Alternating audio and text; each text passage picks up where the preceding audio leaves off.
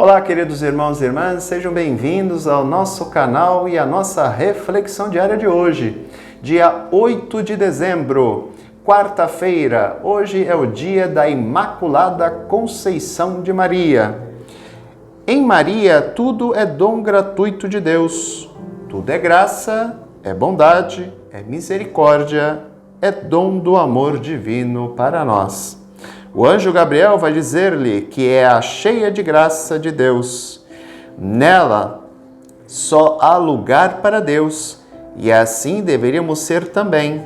Deus a escolheu desde toda a eternidade e para a nobre missão de nos trazer Jesus, o Filho de Deus e nosso Salvador. Celebremos a Imaculada Conceição e nela descubramos nossa vocação filial e a santidade. O dogma da Imaculada Conceição, ele foi proclamado em 1854. 4 anos depois, em 1858, uma jovem menina, uma jovem pobre da cidade de Lourdes, chamada Bernadette Soubirous, começou a ver imagens de uma senhora com um manto branco e uma faixa azul amarrada à cintura. Nascia assim Nossa Senhora de Lourdes. E justamente o fato da Imaculada Conceição foi a prova que foi exigida da menina. O padre, que diversas vezes já tinha rejeitado os pedidos da senhora feita através da menina para a construção de uma igreja no lugar das aparições, perguntou à menina, afirmou a menina dizendo o seguinte: pergunte o nome da senhora. Se ela te falar o nome, eu irei construir a igreja. E quando Bernadette perguntou à senhora qual era o nome dela, ela afirmou: diga a ele que eu sou a Imaculada Conceição de Maria. Quando a menina retornou ao pároco da cidade e disse que o nome da senhora era a Imaculada Conceição de Maria, o padre se ajoelhou e agradeceu a Deus. Por quê? Não havia como aquela menina simples, pobre, humilde, saber sobre o dogma da Imaculada Conceição, que tinha sido proclamado somente há 4 anos antes.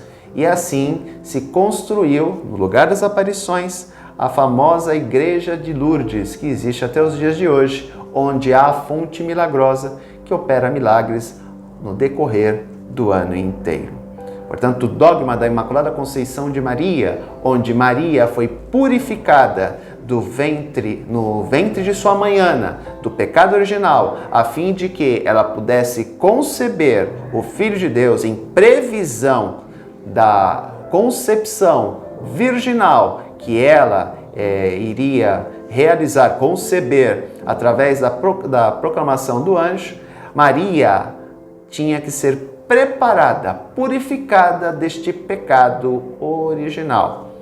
E aí ela é concebida no ventre de sua mãe e purificada deste pecado, a fim de que ela pudesse conceber o Filho de Deus sem a mancha do pecado original. O evangelho de hoje, queridos irmãos e irmãs, não poderia ser outro. É a concepção de Jesus, que está em Lucas 1, 26 a 38. Naquele tempo, no 6º mês, o anjo Gabriel foi enviado por Deus a uma cidade da Galileia, chamada Nazaré, a uma virgem prometida em casamento a um homem chamado José. Ele era descendente de Davi, o nome da virgem era Maria. O anjo entrou onde ela estava e disse: alegra-te, cheia de graça, o Senhor está contigo. Maria ficou perturbada com essas palavras e começou a pensar qual seria o significado da saudação. O anjo então disse-lhe: não tenhas medo, Maria, porque encontraste graça diante de Deus. Eis que conceberás e darás à luz um filho, a quem porás o nome de Jesus. Ele será grande, será chamado Filho do Altíssimo, e o Senhor Deus lhe dará o trono de seu pai Davi. Ele reinará para sempre sobre os descendentes de Jacó, e o seu reino não terá fim. Maria perguntou ao anjo: como acontecerá isso se eu não conheço homem algum? O anjo respondeu: O Espírito virá sobre ti, e o poder do Altíssimo te cobrirá com sua sombra. Por isso, o menino que vai nascer será chamado Santo, Filho de Deus. Também Isabel, tua parenta, concebeu um filho na velhice. Esse já é o 6º mês daquela que era considerada estéril, porque para Deus nada é impossível. Maria então disse: Eis aqui a serva do Senhor, faça-se em mim segundo a tua palavra. E o anjo retirou-se. Eu expliquei no início dessa reflexão justamente esse aspecto. Maria, ela é preparada para este momento. E padre, se ela tivesse dito não, Deus iria ter que preparar uma outra jovem, purificando-a no momento também de sua concepção, a fim de que ela pudesse nascer imaculada para poder conceber o Filho de Deus. Para a nossa sorte, Maria aceitou esse desafio, porque foi um desafio. Ser a mãe do Salvador, do Messias esperado, e Maria provavelmente conhecia muito bem a espera, a ânsia da espera dessa chegada desse Salvador, desse Messias, que já tinha sido prometido tantas vezes e que tardava a chegar. E quando ela vê no anúncio do anjo, justamente essa ocasião, esta oportunidade, que se apresenta diante dela de ser a mãe do Salvador, ela não pensa duas vezes, ela dá o seu sim. Um sim que mudou a história da humanidade, um sim que mudou a história da vida dela.